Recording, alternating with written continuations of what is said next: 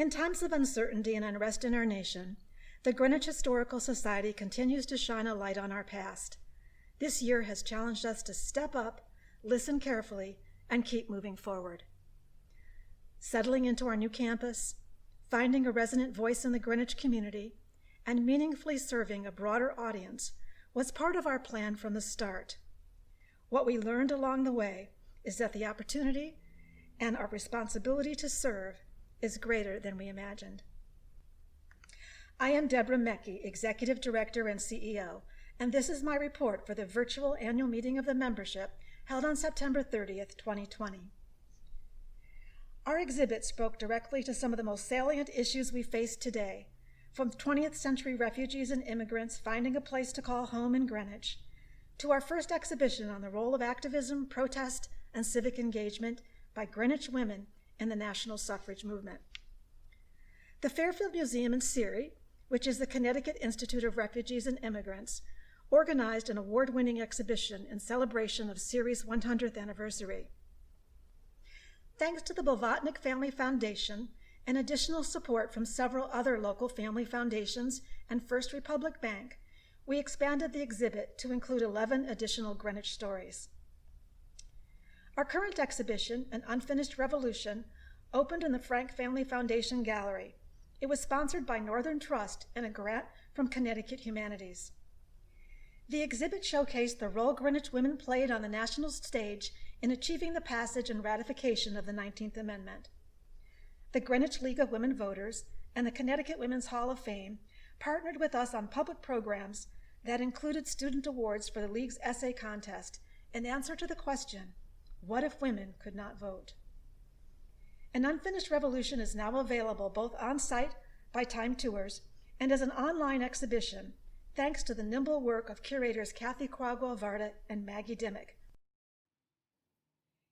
The Historical Society offered innovative programs and events for families and children, first through traditional events, and then after COVID hit, by responding rapidly to create online resources and provide for future digitization of our collections. 2,800 adults visited exhibitions or attended education programs last year, while 976 researchers found exactly what they were looking for in our archives. Fall 2019 programs and events arrived in many formats, from Fall Festival on the beautiful grounds of the Bush Holly site, enjoyed by several hundred families, to a walking tour of historic Putnam Cemetery with Davida Strackpine and the Greenwich Tree Conservancy. And genealogy workshops took place in the research library, led by family historian Janine Bjork.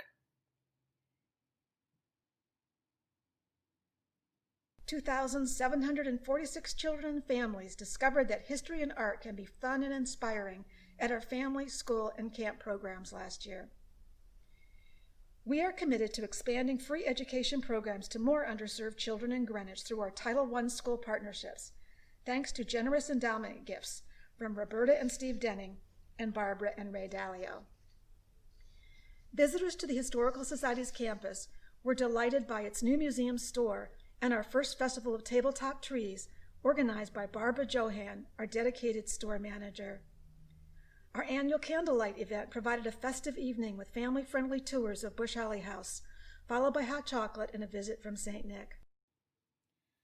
Antiquarius 2019 ushered in the holiday season in Greenwich, with 2,300 people attending the suite of events in support of the Historical Society's education programs, including opening night of the Greenwich Winter Antique Show, co-chaired by Michael Kovner and Jordan Rhodes, featuring Honorary Design Chair Bronson Van Wyck.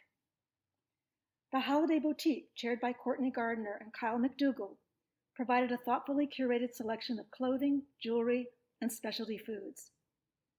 And the week was capped off with the holiday house tours of Greenwich's stunning homes, chaired by Susanna Hayworth, Ashley Reed, and Catherine Tompkins.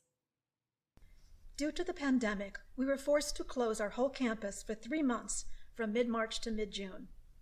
Like everyone else, the Historical Society staff had to figure out new ways to engage the community and provide educational services to students at our partner schools. 1,100 elementary school students participated in virtual tours of Bush Holly House. And History from Home offered a series of online resources and videos that made Greenwich stories from our archives and museum available for the first time.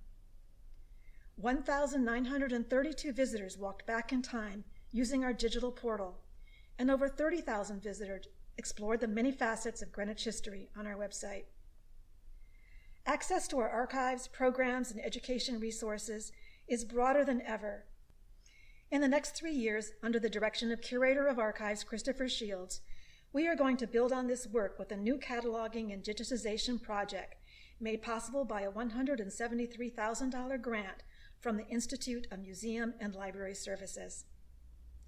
And the first online catalog of the complete works of American Impressionist artist John Henry Twachtman is under construction and will debut a year from now to coincide with the opening of our exhibition of his Greenwich paintings, postponed by 1 year due to COVID-19. While our reach has moved far beyond physical borders, our new campus continues to be recognized and our museum awarded best-in-class status. We received the nationally renowned Palladio Award in 2020 for outstanding achievement in traditional design. And we earned our reaccreditation from the American Alliance of Museums, joining only 3% of museums nationally who have received this designation. Accreditation is recognition of our commitment to excellence, accountability, high professional standards, and continued institutional improvement. In the midst of all this activity, we have been reminded of our call to listen and respond. As champions of local history, it is our responsibility to bear witness to the lives and contributions of all our residents, past, present, and future. We know we cannot tell these stories ourselves. They will come from a rich diversity of experiences, voices, and objects.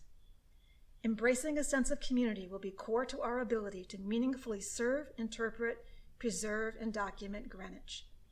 So thank you for participating in this year's virtual annual meeting. We invite you to join us as we venture into another year together with the Greenwich Historical Society.